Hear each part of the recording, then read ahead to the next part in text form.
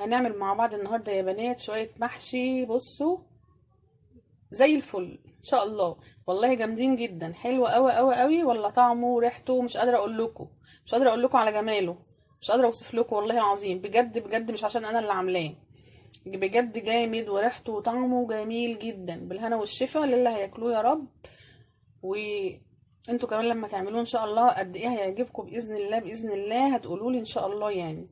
تعالوا معايا كده نشوف عملنا تشكيله المحشي الجامده دي ازاي النهارده، وبسرعه وبمنتهى السهوله برضو ان شاء الله، يعني تبقى سهله جدا جدا وصفتنا النهارده عليكم وما تتعبوش فيها ابدا. يلا بينا نخش على الفيديو ونشوف هنعمل ايه مع بعض. بس قبل ما نروح على الوصفه بتاعتنا، اللي حبايب قلبي اللي معايا متنسوش يحطوا لي لايك، اللايكات قليله جدا جدا جدا، ليه بقى مش عارفه. وحبايب قلبي اللي اول مره يشوفوني ما ينسوش يحطوا لايك للفيديو وينزلوا يفعلوا الجرس عشان يوصل لهم كل جديد. يلا بينا نشوف هنعمل ايه النهارده في الوصفه الجامده دي والطبق الجامد ده اللي يفتح النفس ويدفي في الشتاء، جامد جدا عشان يدفينا في الشتاء. يلا بينا.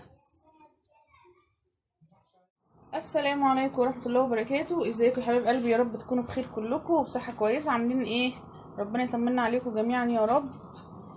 احنا النهارده نعمل مع بعض وصفة بقى كلنا بنحبها، حاجة حلوة كده. كلنا بنحبها في الشتاء بالذات يعني.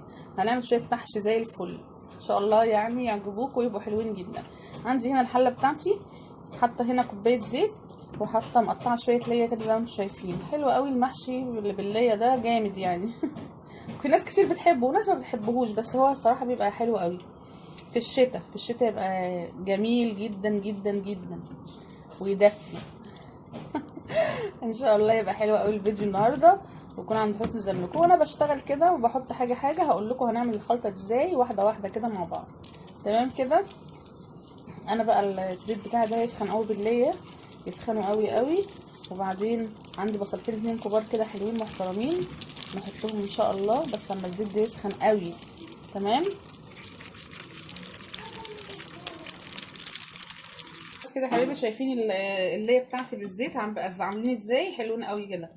احط بقى اهو البصل، انزل بالبصل كده، بصلتين اتنين كبار حلوين كده اهو. الخلطه دي حلوه قوي ان شاء الله تعجبكم.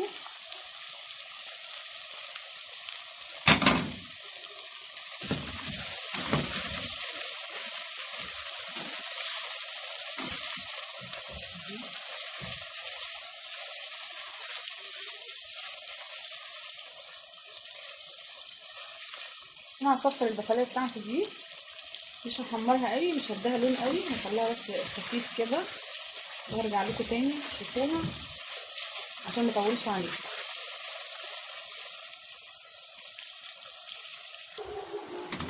اهي يا بنات البصليه بتاعتي بدات تصفر اهي، شايفين اللي هي عامله ازاي، عامله ازاي مع الزيت اهي، بدات تصفر تصفيره خفيفه كده البصلايه دبل اهي، بدات تديني لون خفيف قوي كده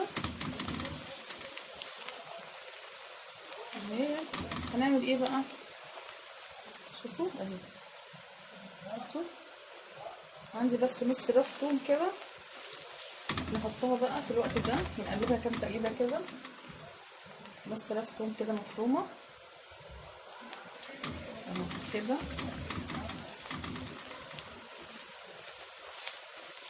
ريحه التومه تطلع بقى كده ونروح حاطين الطماطم على طول.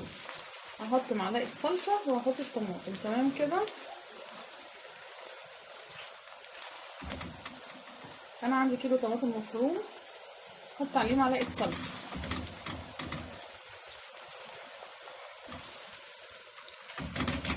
طبعا اللي عامل كل الموضوع اللي في الحله ده اللي طبعا شايفين عامله ازاي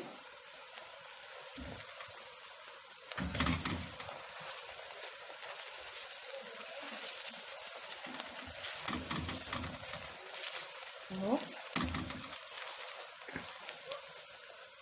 بس بصوا بقى البصليه بتاعتي بقت لونها كده حلو قوي جميله، والليه برده كمان شوفوا لونها جميل ازاي. بس كده انا بس هفصل الكاميرا استاذنكم قبل ما احط الطماطم والصلصه وارجع لكم تاني.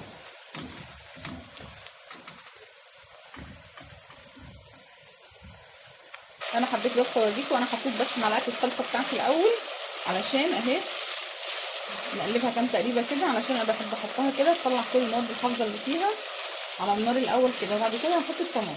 تمام كده اهي. بس هحط الطماطم بتاعتي بقى. انا حطيت الطماطم يا بنات اهو. عندي هنا ايه بقى، عندي مكعب مرق احطه كده اهو. عندي البهارات بتاعتي، عندي شويه بهارات مشكله، عندي ملح، عندي فلفل اسمر، عندي بابريكا، كل دول معلقه صغيره، عندي ربع معلقه كمون. تمام كده.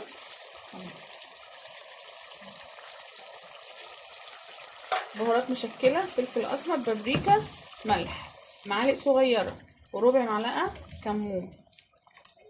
تمام. بس هسيب بقى الطماطم بتاعتي دي تفك وتتسبك بقى مع بعضها كده. في حاجه نسيت احطها، عندي معلقه هريسه. معلقه الهريسه مهمه طبعا جدا جدا. انتي مش عايزه تحطيها استغنى عنها عادي جدا اهي. تمام. بس كده هسيبها بقى تتسبك مع بعضها وبعدين ارجع لكم تاني. استنوني ما تروحوش في اي حته. اهو يا حبايبي الصلصه بتاعتي خلاص خلصت، وانا كمان غسلت الرز. تمام كده. كل اللي انا هعمله هعمل ايه، شايفين التسبيكه بتاعتي والخلطه؟ بصوا جامده جامده جدا جدا جدا. كل اللي انا هعمله دلوقتي ان انا هنزل بالرز. تمام كده.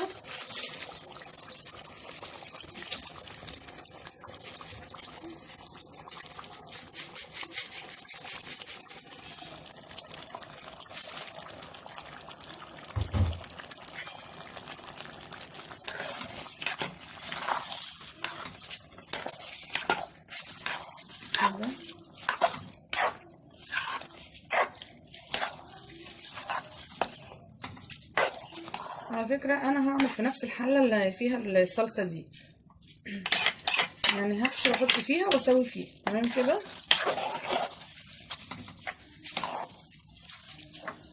عندي هنا ايه،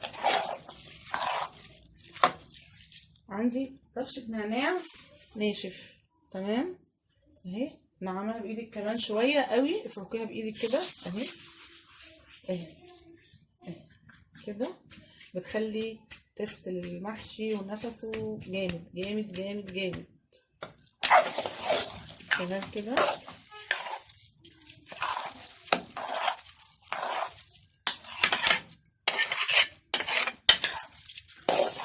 اللي فاضل بقى ما حطيناهوش الخضره طبعا بتاعتنا، الخضره المشكله بتاعتنا. عندي شبت وكزبره وبقدونس،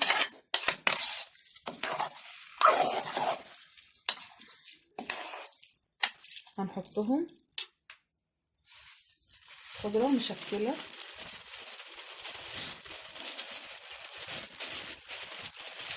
حطي خضره زي ما انت عايزه، انا بحب الخضره بتاعته كتير.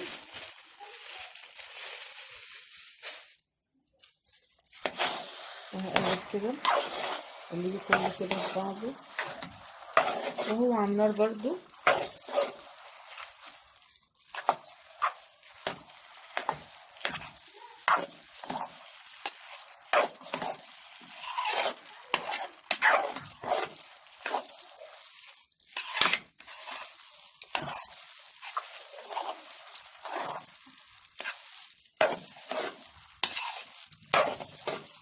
اهو زي ما انتم شايفين كده. كده الخلطه بتاعت المحشي بتاعتي خلصت خلاص وبقت كده زي الفل.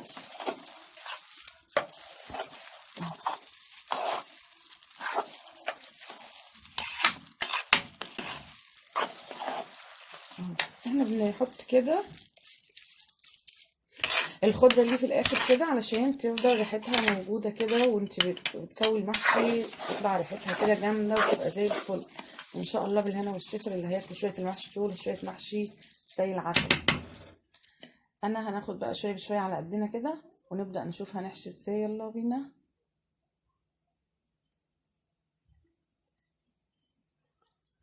اهو يا بنات هنبدا بقى نحشي المحشي بتاعنا. بصوا عندي الحله دي اللي انا عامله فيها الصلصه، انا هعمل فيها زي ما هي. عندي هنا بصل، شرايح بصل اهي، وشرايح طماطم كده، وعندي كمان شويه خضره من الخضره اللي احنا حطيناها في المحشي. تمام، هنحط كده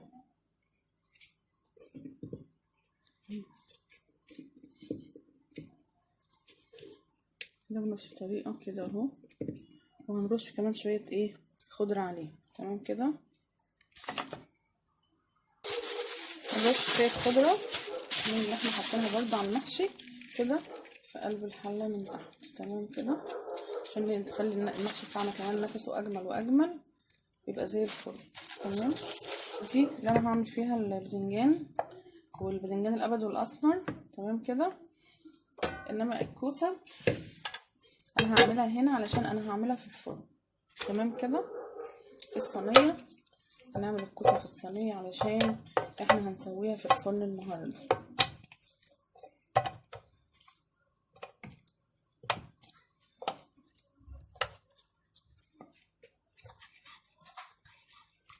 كده نعمل كده اهو. تمام ماشي اهو. الصينيه برضو بتاعتنا هنا نفس الحكايه، وهنرش الخضره بتاعتنا برضو فيها كده. هنسوي الكوسه في الفرن حلوه قوي، انا بحب اعملها في الفرن الحقيقه، تبقى جامده جدا جدا. تمام كده، ادي بتاعه الكوسه، ادي بتاعه الباذنجان المشكل ده. تمام كده، احنا نبدا بقى نحشي بقى المحشي بتاعنا كده.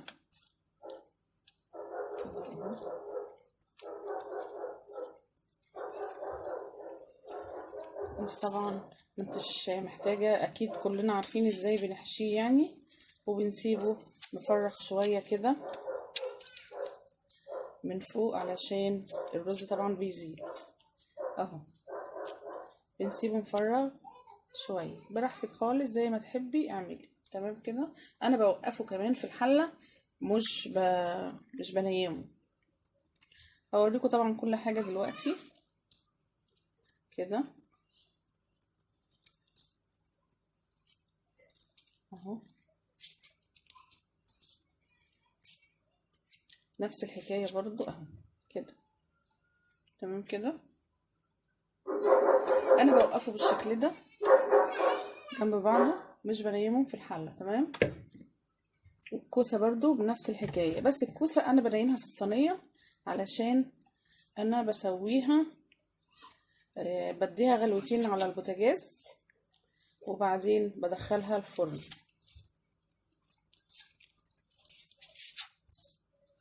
تمام كده، والفلفل طبعا بنحط هنا فلفل على الباذنجان وعلى الكوسة. تمام كده، اهي برضو بنفس الحكاية، وهنحطها في الصينية بتاعتنا اهي.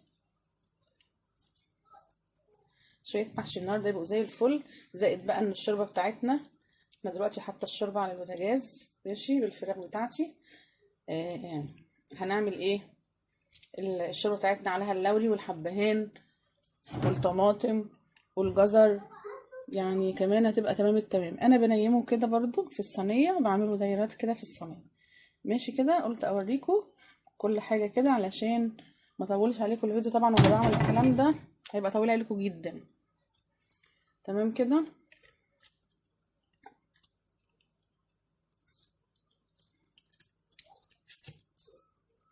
هنعمل شويه محشي زي الفل، صدقوني بيبقى حلو جدا جدا جدا. اللي مش حابب طبعا يعمله بالليه ما يعملوش، واللي مش حابب يحط الشطه برضو او الهريسه ما يحطهاش. تمام كده اهو يا بنات، انا خلصت المحشي بتاعي اهو، وعندي الشوربه بتاعتي بتغلي. تمام كده اهو، اهي الشوربه بتاعتنا بتغلي ماشي اهي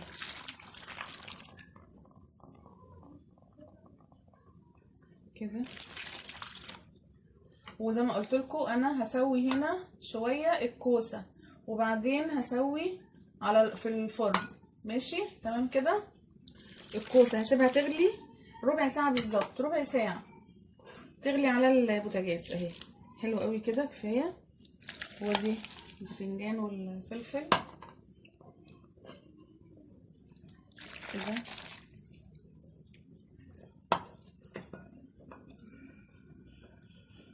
الباذنجان والفلفل مش بوطي عليه خالص، او الباذنجان مش بوطي النار عليه غير لما يشرب كل الشوربه اللي انا حطاها له. ما نحاولش نوطي الا لما يشرب كل الشوربه، عشان لو وطيتي قبل كده القشره كده بتجلد وبتبقى مش حلوه خالص. بس كده تمام كده اهوت. نولع بقى النار عليه تمام كده. بس كده انا هوطي واسيبه بقى كده زي ما قلت لكم. ده هيغلي ربع ساعه، الكوسه هتغلي ربع ساعه، الباذنجان مش هوطي وهتغلي ربع ساعه واحطها في الفرن. الباذنجان مش هوطي عليه غير لما يشرب كل الشوربه بتاعته وبعدين ابدا اوطي عليه. تمام كده ماشي. استنوني بقى انا راجعه لكم تاني، مش هتاخر عليكم. هوريكم المحشي بتاعي قد ايه تحفه النهارده وجميل، ان شاء الله يعجبكم. استنوني. وادي المحشي بتاعي اهو يا بنات بعد ما خلص. شايفين ايه رايكم؟ شايفين الجمال؟ ادي الباذنجان الابيض وادي الفلفل والكوسه والباذنجان الاسمر. بصوا مش قادره اقول لكم على ريحته وطعمه، صدقوني. عايزه اقول لكم على حاجه يعني تحفه بجد والله العظيم. جامد جدا جدا جدا. بالهنا والشفا اللي هياكلوه. ويلا اعملوا الوصفه دي ان شاء الله تعجبكم وتبقى عند حسن ظنكم. شايفين الكوسه قد ايه جميله لما اتعملت في الفرن؟ انا بحب اعملها في الفرن كده على طول، بتبقى حلوه جدا جدا جدا. بالهنا والشفا. ويا رب يكون فيديو النهارده عجبكم ويكون خفيف عليكم. تعملوا المحشي وتقولوا لي ايه رايكم فيه بكل الخطوات بتاعتنا دي. لو كان فيديو النهارده عجبكم متنسونيش في الشير واللايك، واشوفكم ان شاء الله في فيديو جديد. والسلام عليكم ورحمه الله وبركاته.